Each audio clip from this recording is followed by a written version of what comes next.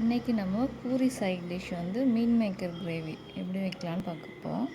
First வந்து குக்கரில் வந்து இது வந்து ஒரு 1 பார்ட் ரெசிபி.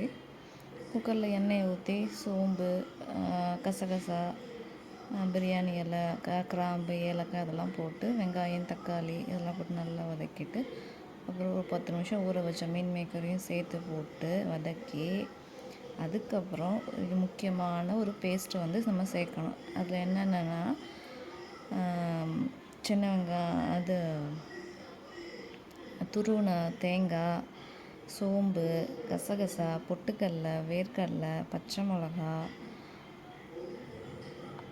மிளகு இது மட்டும்தான் நல்லா ஃபைன் பேஸ்ட்டாக அரைச்சி வச்சுக்கணும். அதை வந்து நம்ம கடைசியில் சேர்த்து, அதுக்கப்புறம் கொஞ்சோண்டு உப்பு, மஞ்சத்தூள் இதெல்லாம் சேர்த்து ஒரு 2-3 விசில் விட்டு ஆஃப் பண்ணிவிட்டு 10 நிமிஷம் கழித்து பார்த்திங்கன்னா உங்களுக்கு சூப்பரான மீன் மேக்கர் டொமேட்டோ கிரேவி வந்து ரெடியாக இருக்கும். இந்த சைட் டிஷ் வந்து சப்பாத்தி, பூரி, தோசை இதுக்கு எல்லாமே சூப்பர் காம்பினேஷனாக இருக்கும். ட்ரை பண்ணி பாருங்கள்.